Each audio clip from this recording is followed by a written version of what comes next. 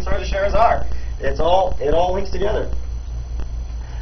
His detective stories, particularly the Names in the Black Book, and oh dear Lord, my brain is going here. The other one, Lord of the Dead. Thank you, sir. Give that man a cigar. These are formerly detective stories set in an unnamed American city, but there are no American criminals in them. There's a swaggering Kurdish swashbuckler. There's let me say, I apologize if I'm mixing this up. There's Kodakan, one of Gordon's sidekicks, appears in a story. There is no Al Capone. There is instead a Mongolian devotee of Erlik Khan. When he was writing a detective story for a detective magazine, it was a desert adventure. So it was ahead of modern homeland security at this time. Yes, sir. Of course, they also had Harrison right in Central Texas. That's right. Harrison appeared in a lot of stuff, but those two in particular are desert adventures set in Chinatown. Yeah, Chinatown. Like, you had a lot of the cult stories of the 30s were just obsessed with Oriental themes that popped up everywhere. So I mean, I guess that's how you get away with it, because everybody's doing something like it. The Fu Manchu stuff is so popular. He could take his love of the colorful clash of cultures and fighting styles and costumes and differing agendas and that love of history and just bring it into a story that's going to sell to these really popular detective magazines. He wrote that he kind of didn't like writing detective stories, and what he wrote was as unlike a detective story as you can possibly be. So he has villains that don't have really long fingernails.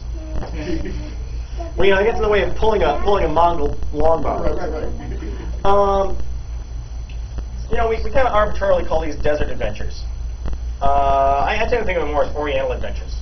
The popularity of, to a certain extent, Yellow Peril. Not so much that, but simply stories set in Asiatic, non-Western countries. North Africa, Middle East, Asia. Black Bear Bites was included in Swords of Scheherazade, kind of a detective story set in China that references a lot of Lovecraft stuff. You say Sailor Steve Costigan, many of his adventures set in China and Far Eastern ports. And one thing to remember, in one of his early fragments, Borak appears as a sailor in a story called A Power in the Islands. And he mentions being a sailor in Three-Bladed Doom. So, Sailor Frank? The biggest desert adventurer of them all. Conan, a black colossus of which shall be born, people of black circle. Man-Eaters of Zambula. I mean, that's just like three right off the top of my head. He loved it. This, I said, if the Celtic Twilight was Howard's home, This was his the exotic East was his place of business.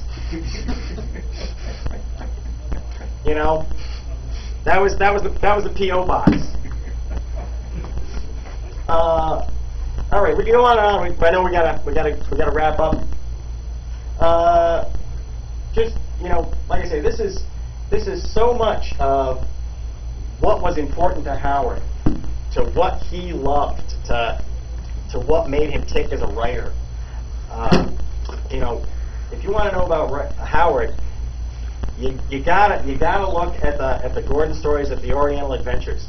This is a part of the man, because his stories were a part of him. They were not, you can say, that, he's cracking new markets and doing something different, making some money. Yes, but these were stories he had to tell. I mean, there's just no other way about it. These stories, that's Howard's soul on that paper.